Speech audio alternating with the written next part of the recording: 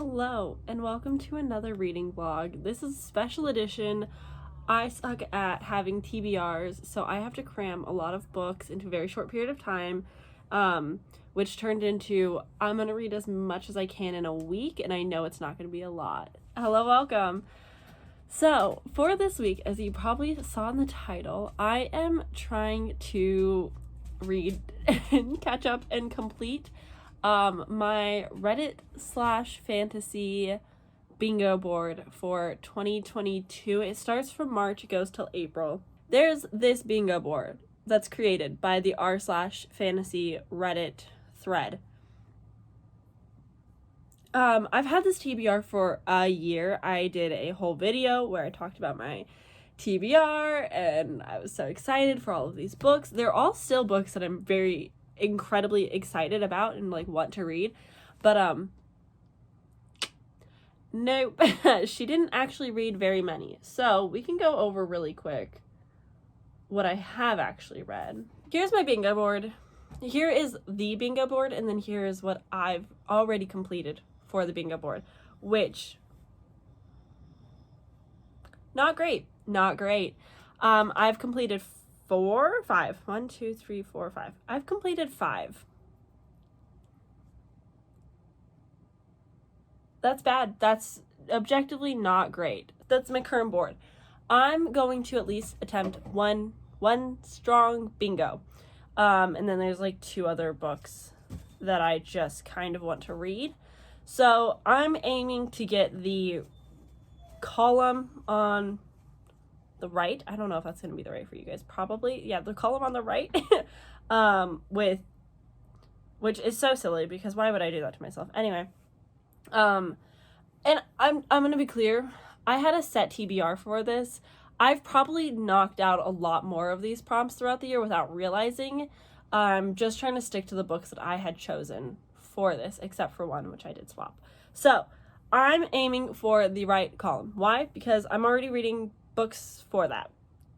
So for Revolutions and Rebellions, I am reading She Who Became the Sun by Shelley Parker Chan. I'm reading that 1 because of Trans Right Readathon, and 2 because of this video. So yes, that is one of my goals. It's on 2 TBRs now, so I absolutely must. I have actually started this audiobook. It's going. I don't have a lot of thoughts yet. We will discuss more later when I get further along with it. But that's the first audiobook that I plan to read for this. The hard prompt is that that the revolution or rebellion is the main focus. I would assume so for this, based off how it is pitched as Mulan-esque time. So maybe, but we'll have to read to know for sure. And then for Set in Africa, I am reading A Song of Wraiths and Ruin by Roseanne A. Brown.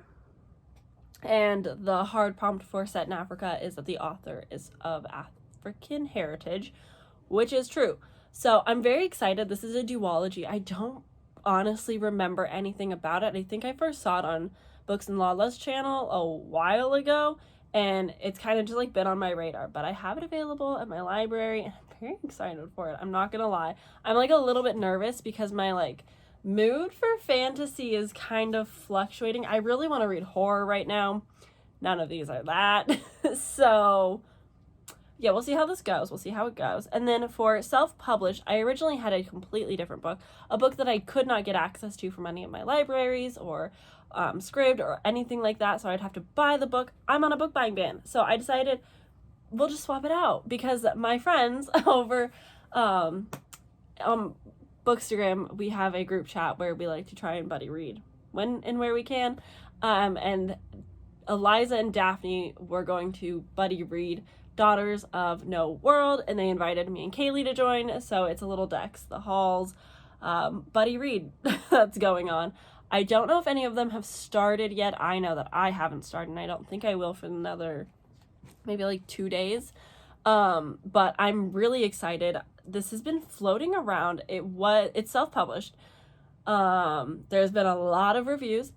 I've seen it everywhere. The audiobook is available on Scrib. It's on Kindle Unlimited, which I now have access to both of those things. So I'm very excited. I don't know what this is about. Eliza sent the synopsis and I skimmed it. I won't lie. I only remember the word slave. So I don't know how I feel about it, but we will give it a shot and we'll see how it goes. And then for Family Matters, it's like a generational kind of story. And the hard prompt is a 3-generational family. I don't know if this is going to accomplish the hard, but I will be reading. This is the only physical book for this vlog. This is 100 Years of Solitude by Gabriel Garcia Marquez. I am hesitant and nervous about this. I do have the audiobook to help me get through, mostly because I don't care for generational stories. I don't care for familial type of books. So I've heard great things about this, so we'll see how it goes. But overall, this is the physical book. It's fine. It's cool. It'll be great. I've heard good things, so I'm just kind of holding on to that hope. So that's that, and I will update you guys when I read that. And that's the TBR for this week. Can she do it? I think so. Am I nervous? A little bit. I don't know if I'm in the mood for all of these books exactly. I think I'm most excited for Daughters of No Worlds, and I know nothing about it. I just really enjoy the cover. So we'll see how it goes. I'll update you guys once I get a bit further in She Who Became the Sun, or once I start 100 Years of Solitude. So hello. We're very far away. I know, it's like, normally I film so much closer to my face, but hey, I have updates on She Who Became the Sun. I'm 50% through. And this book is split up into 3 parts. It's fantasy, it's like war. It's fine. I truly don't care about the drama.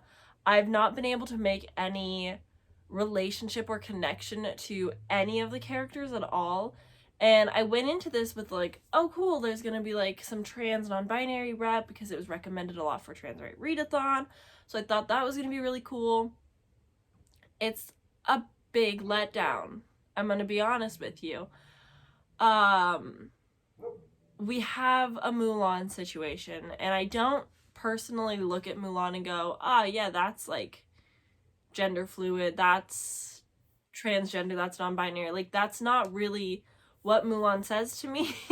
And so going into this, I was expecting like there to be a bigger take on that, and so far I just haven't really felt that. And maybe it'll become something like that, but there are so many characters in the second part that I've been listening to. I'm, like I said, halfway, and so I'm about halfway through the second part as well. That's like the main chunk of the book. And there's like 6 different perspectives that we're bouncing back and forth from, and I'm just like not grasping it. I do have a hard time with especially listening to fantasy books because names so much harder. I have a really difficult times with names as is, even if I am reading the book physically, but especially fantasy and or cultural names are a lot harder for me to remember and grasp, especially if they're similar. There's some similar names and I'm like, I don't know the difference, and it takes me a second to get into it and understand like perspectives have changed, different characters have changed. And this is a personal thing that I'm discovering about myself. I don't think I like third POV? Third person. I don't love third person multi POV. I would rather stick to like 1 or 2 POVs if it's going to be written from the third person, because you've got like this narrator up here who's telling me so much stuff, but it all sounds the same. There's no like distinct difference between the characters and the NPCs and so on and so forth, and so it kind of just confuses me and muddles it all together when they're supposed to be obviously like different stories. I like some of the characters, I like some of the storyline, but it's just like it's a little bit too much. And this could be very well on me because I'm not in a really giant fantasy mood right now. I really want to read horror. I want to be reading horror so bad, but like I only have a few days to finish my like to get a bingo, and so like I need to prioritize my fantasy right now, but it's definitely hindering my enjoyment because I'm just thinking about the horror books that I'm going to be reading later that I'm so excited about. So that's a little bit of a butts, but it's all right. It'll be okay. I'm going to finish it tomorrow at work. I might listen to a little bit tonight, but probably not. So I'll finish it tomorrow at work, and then I'm going to be jumping into A Song of Wraiths and Ruins, which I am really excited for, and I'm going to try and give like the most fair shot possible. Just because that's like been an anticipated read for me for a very long time, but fingers crossed, we will see, we will hope. I've got work to do now that I'm home, so I'll chat with you guys tomorrow when I get off my 10-hour shift. Hello, we have updates to chit chat about. I know, I suck. So, I finished She Who Became the Sun. I enjoyed the latter half, the second half of the book, far more than the first half. I enjoyed the ending. I have no idea where it's going to go for the sequel. I will someday eventually probably read it, but it's not very high priority. Like, it ended very neatly. Like, that could be it. Like, it doesn't need a sequel, so I'm interested, but I don't really care a lot. Yeah, same feelings as like the halfway point though, like very political fantasy. I was really just in it for like the relationships, specifically the main relationship. I really enjoyed the characters as a whole. I feel like a lot of it went over my head though, because I just don't read military fantasy, political fantasy often, and so I was kind of just like, yeah, cool beans. So, yes, but I can understand 1,000% where the comparison for Milan and Song of Achilles come in. Like, it is a very good blend of those things. It's a good mishmash. So yeah, that was that. And then we have, I'm sure you were all screaming at me earlier, it's A Song of Wraiths and Ruin. There's like an I in there. It's not wraths. It's wraiths, like the little like demon boys. So I feel a little bit silly, but I've been making progress slowly. I'm like 71% through. Not a whole lot has happened, I'll be honest with you. We've got two perspectives, which I really enjoy. That this is very well written. I really like the writing style. I really like the way that the story is being told. I like how each chapter ends on like a bit of a cliffhanger and picks up for the next perspective, and sometimes it's linked together, and I just think that that's so brilliant. So I really enjoy the writing style. I really enjoy the like African atmosphere. The second giraffes got mentioned, I got real excited. That and peacocks. I don't know why the peacocks made me like really giddy, but that was so cool. But in this, we are following our two main characters, Malik and Karina. I'm not confident in that being her name, but we're following Malik's perspective, where he is basically trying to kill Karina. I'm so sorry if that's not her name, because she is now like the princess. Her mom just got assassinated in front of her, so she's kind of going through it now. She's like put in this like very high up position, basically the queen or like the emperor, very quickly, and not prepared. Wasn't like their goal in life, and now they're very high up and they have to work with the council who suck, and he needs to assassinate her to save his little sister, because they come from like the more poor side. Like they get like odd bits jobs here and there because they're trying to make a better life for themselves, basically. And so he gets entered into this competition, which I was really excited for. That's a buzzword. I was like, oh, this could be really fun. The first thing was a scavenger hunt, and I thought that was a little bit silly, but yeah, so he's like working with these competitors, but also like secretly somehow has to assassinate this girl that he seems to be getting along with. Feelings might be developing a little bit, I don't know.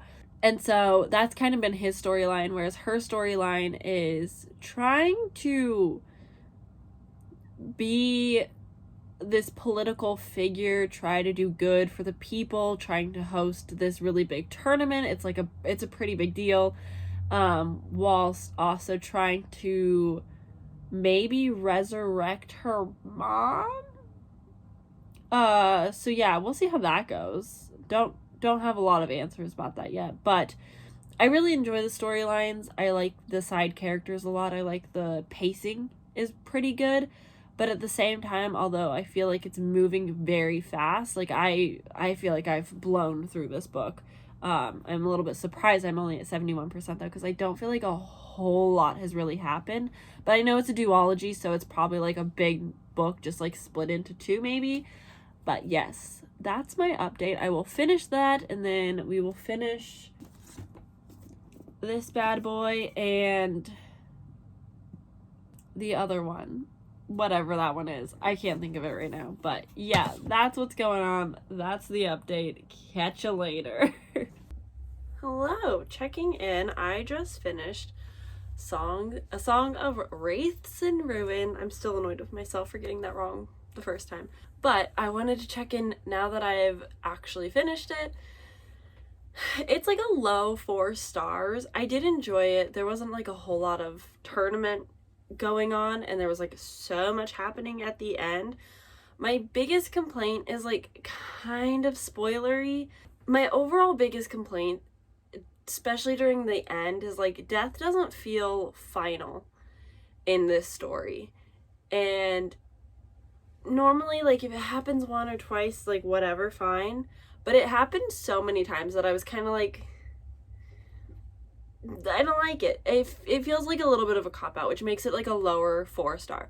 But I really enjoyed the atmosphere. I really enjoyed the writing. It was a book that I felt like I just breezed through. Like, I think in total it was probably 6-7 hours, but it felt like I listened to 2 hours and got like this massive story. So I really enjoyed that aspect of it. I will be continuing, since it's a duology, finish eventually. I have no clue when, but I am glad that I finally read this and checked it off of my like TBR. Definitely have added a lot of series because of this vlog, so that's not great, but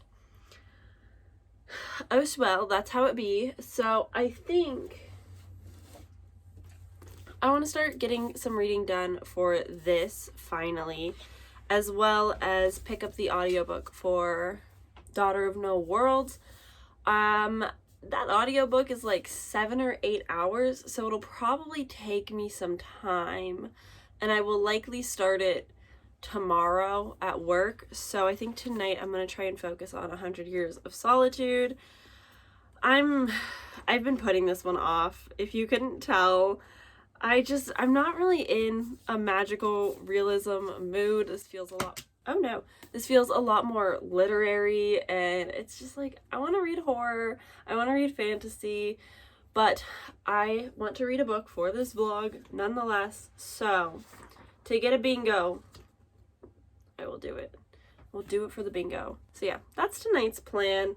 This is long, about 415-ish pages, so this will take me probably about 6-ish hours. I do have tabs in case I find it good enough. Based off other people's reviews of this, they've tabbed the heck out of it, so I might fall in love with it. I'm trying to be optimistic, but we will see, we will see. We'll jump into it, find out. Hello. We're back at the comfy chair. Let me pull you closer. Hey. So I read. Oh boy, did I read. Let me pull up my notes, because it's been 3 or so days since I finished, but I read Daughter of No Worlds. So I read this via audiobook. I got the audiobook unscribed. It was pleasant in terms of narrators. I think they did a fantastic job. So the narrators were really good. Yes, plural narrators. That's one thing that like threw a lot of people off. I don't necessarily care if you introduce a second viewpoint halfway through, that's fine by me. So what is this book about, you ask? Well, you know, let me just read you the first bit of the synopsis. How about we start there, okay? I'm gonna try and be really cool. I'm gonna try and be really cool during this review. I'm gonna try, okay? A former slave fighting for justice, a reclusive warrior who no longer believes it exists, in a dark magic that will entangle their fates.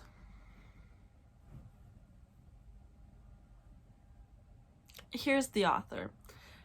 Carissa Broadbent. As a white person, I'm not going to really speak on white characters being slaves and that whole arc because it's not really my place to say. Just know that it made me really uncomfortable. I did not enjoy this former slave that escaped her master to go train and learn how to use her magic better, and goes through nothing but like constant trauma. It was uncomfortable at best. I didn't enjoy it. I didn't have fun with this. This was not for me. And here's my issue, is this is incredibly popular on like Book Talk and between those who read fantasy, romance, Kindle Unlimited, self-published works. If this works for you, that's great. If you enjoyed this, that's great. I was supposed to buddy read this with Eliza and Daphne and Kaylee, and I'm the only one that's read it so far. And so when I came to them and was like, I did it. I read the book. Yeah, I gave this 1 star. This is my first 1 star of 2023, and I think it's my first 1 star in the last 2 years. I don't remember if I gave anything 1 star last year. So that's really fun. I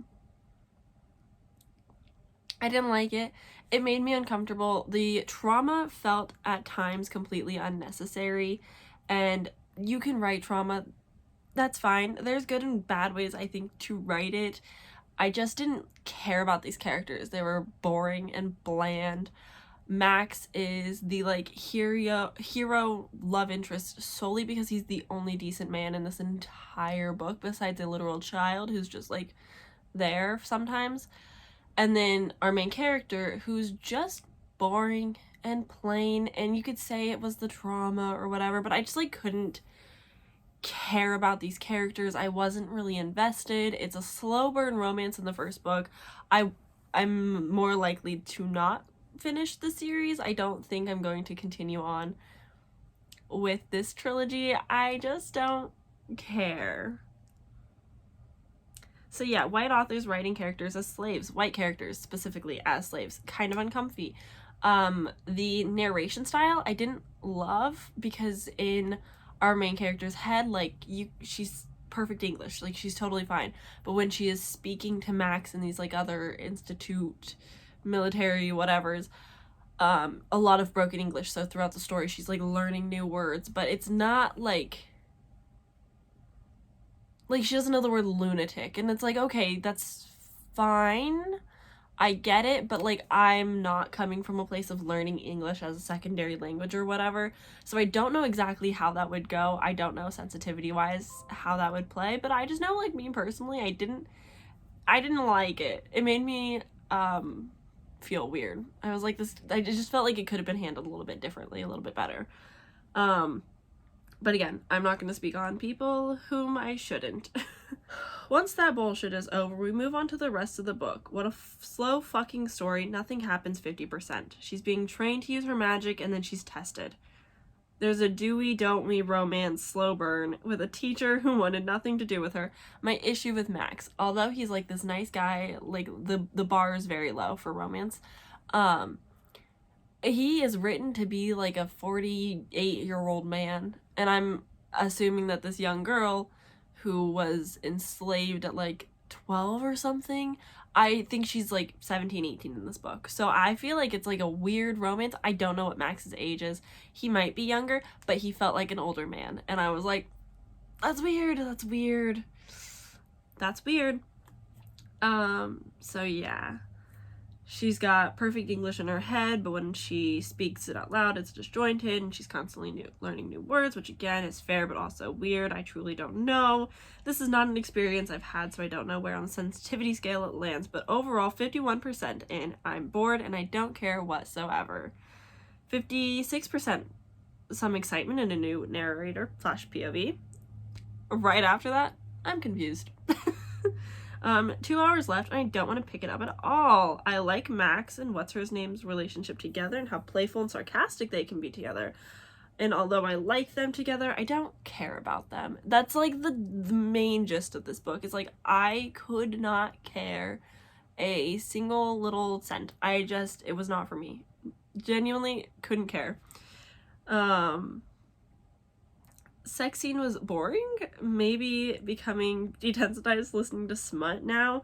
Yeah, it was like this very passionate sex scene, but for a self-published Kindle Unlimited fantasy romance, I expected better smut. I don't know, like, that's my expectation going into it. That's maybe bad on me, but it's like towards the end, I didn't care. It wasn't great. Good for them. I didn't need it. Like, it would have been fine without it. Theme of this book, no care. Hot take, self-pub fantasy romance authors need to shorten their books. They don't need to be so long. Why do trilogies require epilogues? That's just like a general like consensus. Like, why? So that's my hot take for the day. That's my 1-star review. I'm so sorry. If you enjoyed this, again, like, you do you, boo. Have a good time. Read what you want. It just didn't work for me. And I'm going to continue reading reviews on it. I haven't read a single 5-star review. I've only read a few 1-stars to like make sure like I wasn't going crazy when reading this, because sometimes, I don't know if you've ever experienced this, but like when you go to read a book and you're like, I don't like it. It's not working for me. But then you see how popular it is, and there's so many 5- and 4-star reviews that you're like, I missed something. I must have missed something. And then you read other 1-star reviews and you're like, no, I didn't. Okay, it's not me that's crazy. So she read it. Yeah, anyway, that's hours of my life I won't be getting back, unfortunately. I do still hope that my friends read it, because I would like to know that I want to know how they feel. So we have lots to discuss. Hello? We have more things to discuss. First one being, I'm failing this challenge. I will not have a bingo in this video. I am softy and effing 100 Years of Solitude. I just am not in the mood. I know that this is already a difficult read for me personally, because like I don't like generational magical realism stories. Like, they're just not my cup of tea. And that being said, I don't even like tea, so you know it's not set up for goodness. But I did start the audiobook. I listened to about an hour at 1 times speed, 30 minutes at 2 times speed, and I just couldn't care. I was just sitting there like wishing the sleep timer would go off, because I didn't want to keep listening to it. It was really boring and really slow. I've heard nothing but fantastic things about this. I know people absolutely love and adore this book, and that is great. I'm not in the headspace to do that. So I'm just not going to even try, because it's not going to end well. So it's easy to just say, I'll see you later to this book. So that means that I'm actively failing this reading vlog, which I think is going to be really boring now. So instead, we're going to just like go over the bingo board, compare my TBR for this that I failed, and then see if my other reads potentially made up for the lack. Here is the bingo board. I was aiming to reach all of the hard prompts for each one, and so that's where the TBR came from. This is the board. Of this board, I technically completed The Set in Space with Red Rising, Anti-Hero, which was The Cruel Prince, The Author Uses Initials, which was T. Kingfisher, What Moves the Dead, published in 2022. I read Woman Eating by Claire Coda, and then Shapeshifter, I read The Girl from the Sea, which was a Kelpie Is that what it is? The little seal things? Anyway, sorry, off topic. As for like the rest of the board and things that I read throughout the year, LGBTQIA, check. What haven't I read in the past year that wasn't LGBTQ? I've definitely gotten a heck of a lot better this year than I did last year, but so many things that I have read consider, like, Heartstopper, boom, there's an LGBTQ. The hard mode was like under 10 votes for a subreddit that they had. I don't care. You know, if I don't complete the hard prompts but I still complete it, that's still a win. So yeah, LGBTQ, done. Weird ecology. Anyway, no. I'm not like super into environmental fantasy. I do have, of course, the 5th season, which I was supposed to read, and so therefore I do hope to eventually read this, but until that day comes, I haven't dipped my toes in. Alright, so for 2 or more authors, hard prompting 3 or more authors, I've read anthologies, so if that counts, then check. If anthologies don't count, I'm sure I've read a book with 2 authors. But all I'm thinking about is anthologies. So let's take a look at my read. So I'm gonna go with no for 2 or more authors. If you count like the story writer and the artist for like graphic novels, then sure, but no, technically no. Historical fantasy that's not British or Irish, I'm gonna count this as I won't count it, but I was gonna read These Violent Delights. I am reading These Violent Delights. I've currently been reading that, so I won't count it as read, but I am actually fulfilling it, so whatever. Standalone. Originally for this I had Small Favors. I'm reading that next month. If it's the last, no, in June. I'm reading it in June if it's the last thing I do. Have I read a standalone fantasy? Yeah, absolutely. Jade Fire Gold. Done. It's like I've checked that off so much. I love standalones. They're some of my favorites. Book club or read along. Originally, I was planning to participate with the Reddit's book club, which was going to be Daughter of the Moon Goddess. I got 25% in, and then I was like, no. But I've participated in so many book clubs, especially last year. I've participated in Jan Agaton's Full Moon book club a few times, and as well as like Kayla's thriller horror book, which some of those are speculative horror that fall under like the fantasy subreddits. So that's great. Cool weapon with the hard prompt of like a unique name. Originally I was going to read Legendborn. I'm holding off because I have different plans for that book because I've heard such good things. But I don't think I've read a book with a cool weapon that really like stands out to me. So we'll skip that one, obviously that. So that brings us down to name in the title, which I was going to read The Invisible Life of Addie LaRue because the hard prompt was first and last.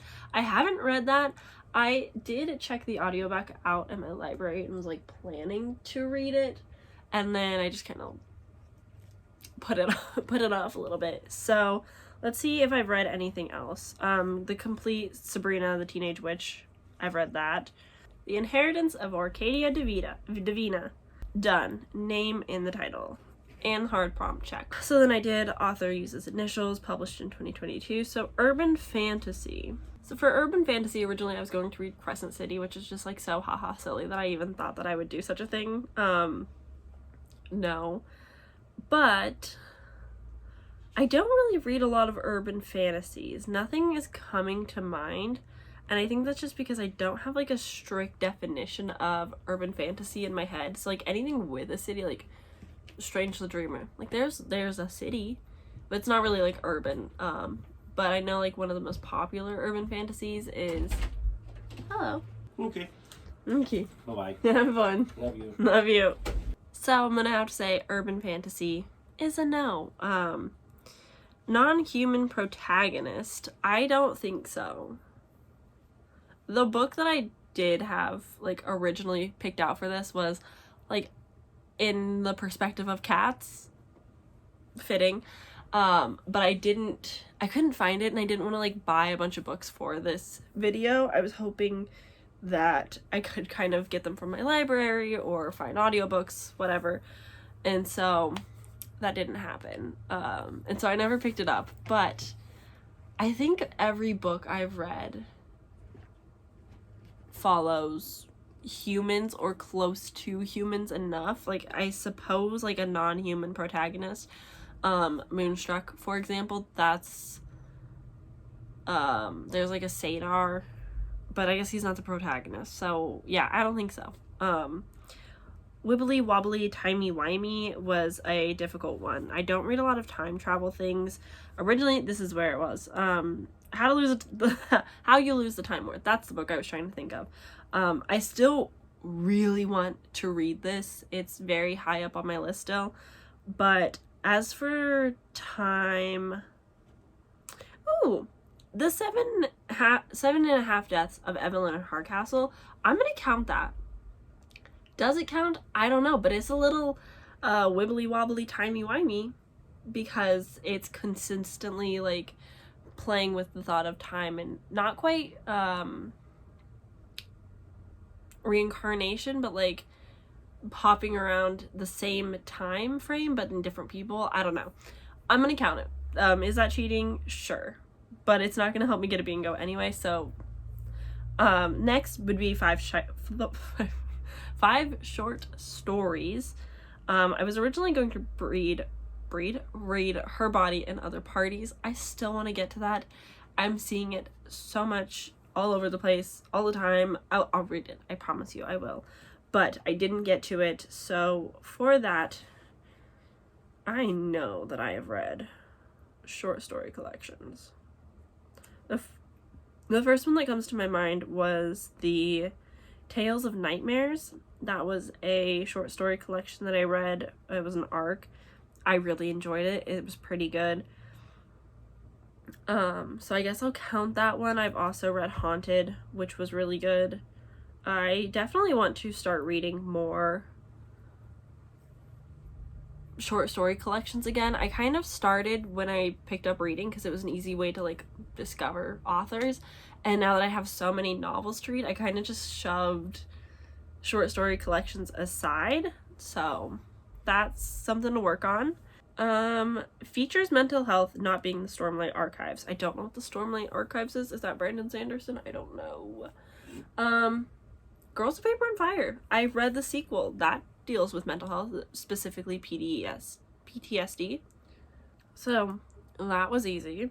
And then award finalist. I don't pay attention to awards, I'll be honest with you. I'll leave it blank just because I don't care, if we're being honest. I think like something I've read is probably won an award, but I don't know. BIPOC author, check that off, a whole bunch. So the hard prompt for BIPOC author was an Indigenous author, and I had two options. I had chose Black Sun by Rebecca Roan Horse, and I also chose A Snake Falls to Earth by Darcy Little Badger, which I really need to read because I loved Alatsaway. But I didn't end up reading either of those, but I've read so much Stephen Graham Jones last year. I think I read like 2 or 3 of his works, so easy. It's all horror, but it is still like fantastical horror because like things coming to life that shouldn't be. So alright, and no ifs, ands, or buts, and it has to be a 3+ word title to fit the hard prompt. What is it? No if, ands, or buts. If, ands, or buts. If, ands, or buts. If, ands, or buts. Only a Monster by Vanessa Len. The Princess and the Dressmaker. Little Monsters. That's a good Halloween story. Confessions. Picture of Dorian Gray. Yeah, absolutely. That was easy. And then Family Matters, which is a 3 generations in a family. I had picked 100 Years of Solitude originally. Not for me, but although repeats are not allowed, The Inheritance of Orcadia Divina would count for this one. So if I have another story with a name in the title. Oh, Memoth. That one works. That's a name. Galatea. That's also a name. Easy. Okay, perfect. So that's it then. I did not get a bingo still. No, I did. I got a bingo. See, it was very important to change Arcadia Divina. I got my bingo. And it was the bingo I was aiming for this video. And I also got a diagonal bingo. Look at me.